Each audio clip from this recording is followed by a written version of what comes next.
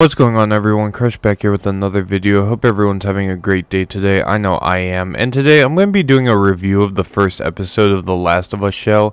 And just letting y'all know, there's going to be spoilers in this video. So if you haven't seen the show, I would strongly suggest watching it because, wow, it is not what I expected. Well, it kind of is, but it kind of isn't at the same time. So let's get right into this. I wasn't sure, to be honest, what I was expecting going into the show because based on how the characters looked, I thought it was going to be shit, you know? I thought it was going to be kind of like Robot Chicken, just based on, you know, how the second video game went. I personally hated the second video game. If you guys liked it, good for you. I still say it's shit, but hey, we all have our own opinion, you know?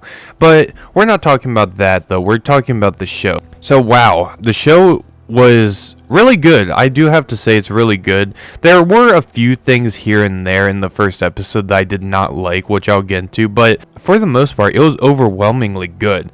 So just to give you all a brief summary of what happened, the show starts out kind of in a late night TED Talk format where two scientists are talking with this late night host about fungus and what happens if the fungus were to ever infect humans, kind of like how ants can be infected by fungus like parasites, you know.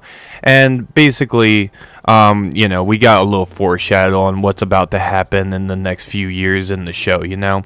So cut forward after that little TED Talk into the present day, right before the apocalypse happens. We actually start before the Last of Us video game part 1 first began story-wise. We start about a day beforehand. We see Sarah going to school, going to the watch shop to get Joel's birthday present watch repaired, and we get to see pretty much what society looked like before all hell broke loose, you know. We get to see Sarah interacting with their neighbors, their dog, this old lady that lived next door. And Sarah, after she went to school and went to the watch shop, she went to go do homework at the neighbor's house because I guess they're friends. And while she's doing homework there, we get to see the first scene where someone gets infected. The old lady that's in the rocking chair starts doing weird facial movements, doing weird movements with her body, and you can tell something's not right. Even the dog in the show is freaking out, which just shows that dogs can be smarter than certain humans, you know? And dogs have a sense. And I'm not gonna lie, that foreshadowing with that old lady, that was so creepy. I can already tell this show is gonna do great with the horror aspect, because based on that scene alone, kinda gave me goosebumps, you know? It was weird and freaky. So cut a few minutes later, it's nighttime. Joel and Sarah are watching a movie together, and this is basically where the original beginning of The Last of Us began in the video game.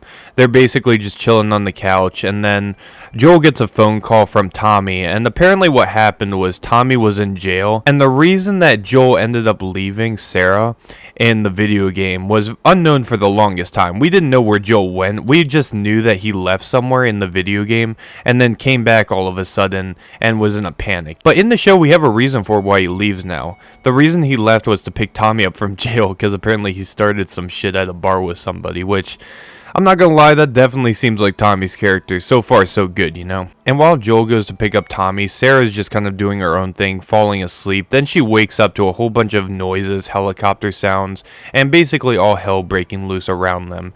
And Sarah goes outside to try and figure out what's going on and sees that the neighbor's door is open, and also sees that the neighbor's dog is trying to get into their house and is clearly scared, you know? So Sarah decides to investigate, goes inside the neighbor's house, and finds out that the old lady killed everyone inside and was eating their ass. I'm kidding, eating their neck, I guess.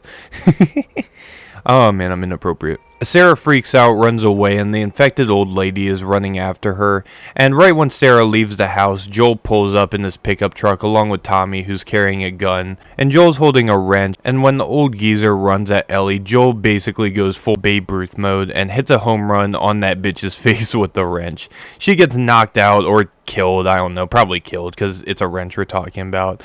And that's Joel's first kill in The Last of Us, which obviously is different than how it goes in the video game, but you know what, this way was actually just as cool in my opinion, and more brutal, and really shows what kind of person Joel is going to become later down the line. So the next few minutes into the show, it's pretty much exactly spot on for how the video game story rolled out. Basically, they drive off in their truck, trying to find a way out of town, get stuck in traffic. Sarah breaks her leg in a car car crash, and then Joel has to witness his daughter get shot by a soldier. That's what happened. There were a few little things that were different here and there. The timeline for when the apocalypse started was off. I think they had 2003 in there when it was 2013 originally.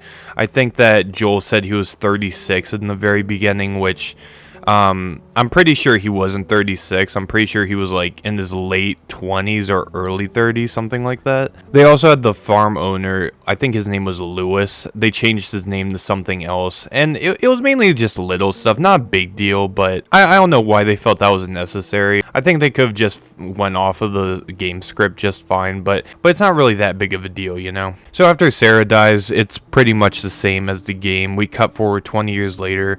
We get to see how society looks now. Everything is basically run by the military. There's curfews.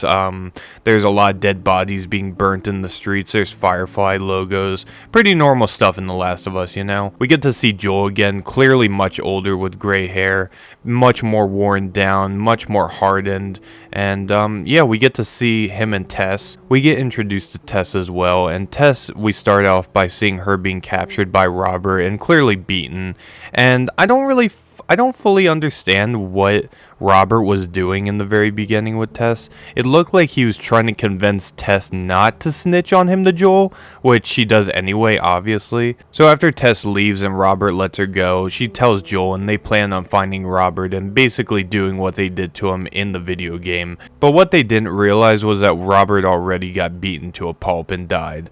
By the time they got into the building that Robert was in, they find his dead body along with a few other guys, and they find Marlene in the room. They find Marlene along with another chick, along with Ellie in the room, and it's a pretty similar scene to how Joel meets Ellie for the first time. Ellie tries to stab him, but Joel trips her, and then she doesn't do anything to him, basically.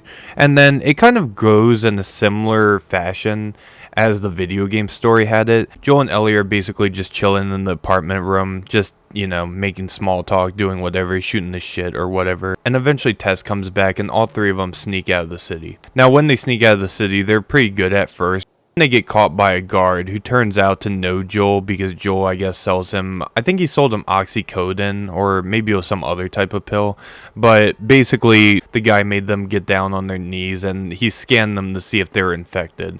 And while he was scanning them, Ellie took it upon herself to stab the guy, and obviously if you get stabbed, you're not happy, you know, you're not gonna start smiling and be like, oh, that was great, do it again. The guy got real pissed off and tried to shoot her, but Joel stepped in the way. The soldier tried to get Joel to move, but he wouldn't do it, so Joel ends up beating the shit out of this guy in a really brutal way. It kind of reminds me of Kratos beating the shit out of Hercules in God of War 3, just non-stop punching the guy in the face until basically his face is a giant pancake, you know? And then the remainder of the episode concludes by Joel, Tess, and Ellie running out into the city where the infected are so that the military doesn't find them. Now that we're done with the summary, let's move into the review portion of this video. So I would say most of the show was actually pretty well. Number one, they were following closely into the video game storyline. I like how they didn't really change much. They kept in the same format. Sure, it was kind of predictable, but obviously if you're basing a show off of a video game, there's going to be a lot of predictable elements, and I feel like that's just part of the fun, you know? And at the same time, I do like how they did change a few things. I do like how they didn't start the show initially with Sarah and Joel just sitting on a couch, you know, and chilling on Joel's birthday. I like how they gave a little bit more time beforehand and showed how civilization was before the infection spread across the globe. I thought that was really cool. I really like the dark atmosphere around the old woman that was infected, where you really get to see what the infection does to somebody and how it turns them. I know a lot of people shit on the characters' design, how they look. I know that Joel doesn't really look like Joel, you know, in the TV show like he did in the video game. He's clearly a little bit different. Tess has different colored hair. Ellie looks nothing like she does in the video game, but when it comes to personality, when it comes to acting, I would say that they're perfect. Everyone is perfect for their role so far. I don't see a single bad character that was in the video game that does not have the same personality, you know?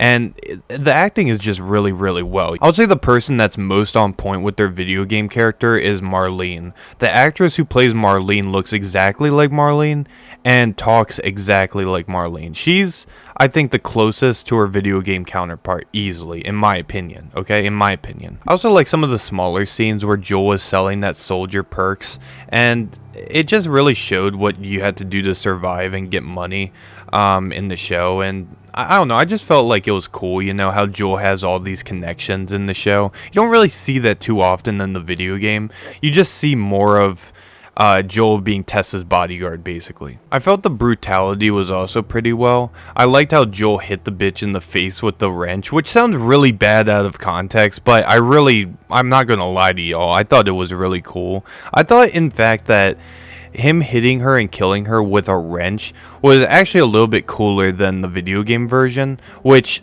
I'm not gonna lie, I stand by that. I think that's a great way to get a first kill in any zombie environment, you know, is with a wrench versus a gun, because that shit just doesn't happen all the time. I thought that was a cool little change that they made. And I also like how Joel beat that guy's face in at the very end. It just really shows how tough Joel is and like how rough he is now versus beforehand when he was just a simple construction worker, you know. I thought that was really cool. Now, there's really only one thing that I had a problem with in the show. The issue that I have so far with the first episode is how Robert was displayed. I don't like that. I don't like how they did Robert, my boy.